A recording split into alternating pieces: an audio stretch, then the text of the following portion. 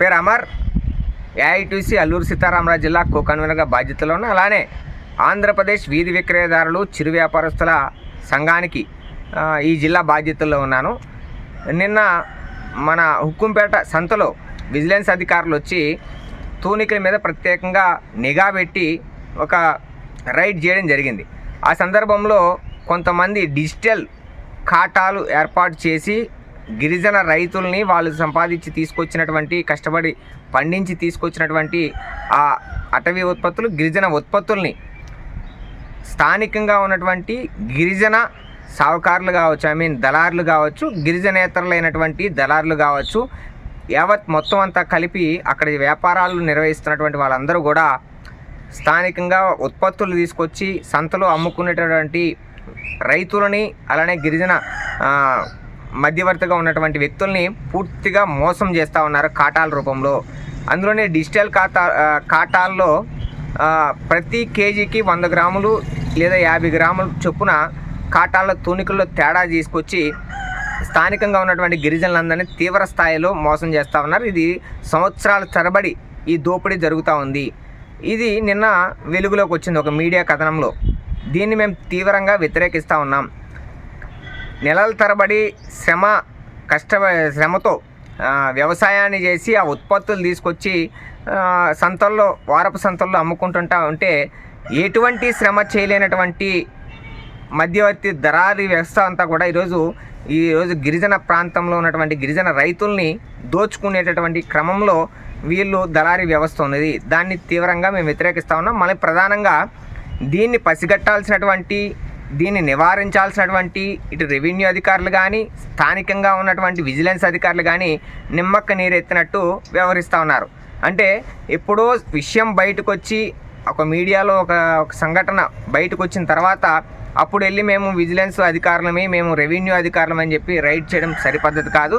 కుంభకర్ణుడు 6 నెలలు పడుకుంటే 6 నెలలు మెలుకుంటాడు అన్నట్టు మీరు నిద్రపోయి లెగిసే క్రమంలో ఈరోజు గిరిజన ప్రాంతంలో గిరిజన రైతులు తీవ్ర స్థాయిలో నష్టపోతూ ఉన్నారు. దాన్ని పరిగణనలో తీసుకోవాలని చెప్పి ఈరోజు అల్లూరు సీతారామరాజు జిల్లా స్థాయి ఉన్నతాధికారులు ఆలోచన చేయాలని మేము డిమాండ్ చేస్తూ ఉన్నాం.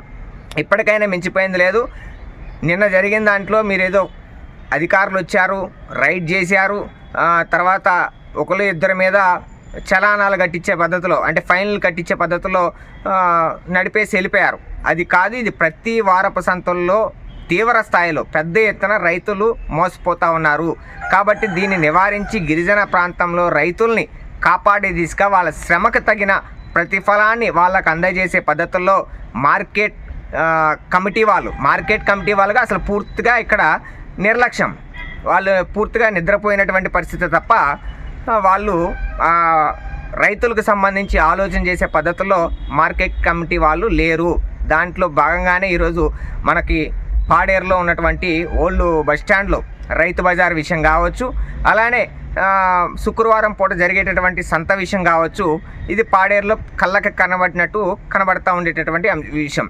అలానే మిగతా వారపు సంతల్లో కూడా ఎక్కడా కూడా మార్కెట్ కమిటీ వాళ్ళు పూర్తిగా రైతులకి సంబంధించి ఉపయోగపడేటటువంటి అంశాల్లో నిమగ్నం కావడం లేదని కరెక్ట్గా చెప్తా ఉన్నాం. కాబట్టి ఇప్పటికైనా మేము చెప్పగలిగేది ఏమంటే ఆ డిజిటల్ ఖాతాలు ఏవైతే ఉన్నాయో అవి పూర్తిగా మోసపూరితమైనటువంటి ఖాతాలు, రైతుల్ని మోసం చేసేటటువంటి ఖాతాలు. దాన్ని నివారించాలి. ప్రతి కేజీ దగ్గర 100 గ్రాములు చొప్పున రైతు నష్టపోతే తీవ్ర స్థాయిలో ఒక 100 కేజీలో లేకపోతే 200 కేజీలో తీసుకొచ్చి ఆయన పండించిన పంటని తీసుకొచ్చి మార్కెట్లో అమ్మినప్పుడు తీవ్ర స్థాయిలో నష్టపోతూ ఉన్నాడు. అలానే మార్కెట్ ధర కూడా వీళ్ళు ప్రకటించేటటువంటి పరిస్థితి లేదు. దానికి మేమేమంటామంటే ఖచ్చితంగా ప్రతి సాహకారి వాడేటటువంటి ఖాతాలు ఏవైతే ఉన్నాయో ఆ ఖాతాల మీద నిఘా ఉండాలి. దానికి మీరు లైసెన్స్ ఇచ్చి ఆ లైసెన్స్ పద్ధతుల్లో, అంటే తూనికగా ఎక్కడ తేడా రాకుండా ఉండేటటువంటి పద్ధతుల్లో ఇక్కడ ఉన్నటువంటి ప్రతి మండలంలో మండల మార్కెట్ అధికారులు, అలానే మండల మార్కెట్ రెవెన్యూ అధికారులు బాధ్యత తీసుకోవాలి. అలానే జిల్లా స్థాయి అధికారులు దీన్ని ఎప్పటికప్పుడు పర్యవేక్షణ చేయాలి. ఎప్పటికప్పుడు వారపు సంతల మీద రైడ్ చేయాలి. ఎక్కడన్నా అవకతవకలు జరుగుతూ ఉన్నాయా, అవినీతికి పాల్పడేటటువంటి సందర్భాలు ఉన్నాయా లేవా అని చెప్పి జిల్లా స్థాయి ఉన్నత అధికారులు కూడా పర్యవేక్షణ చేయాలి. ఈ పర్యవేక్షణ లోపం వలన ఈరోజు గిరిజన రైతులు పూర్తిగా నష్టపోతూ ఉన్నారు.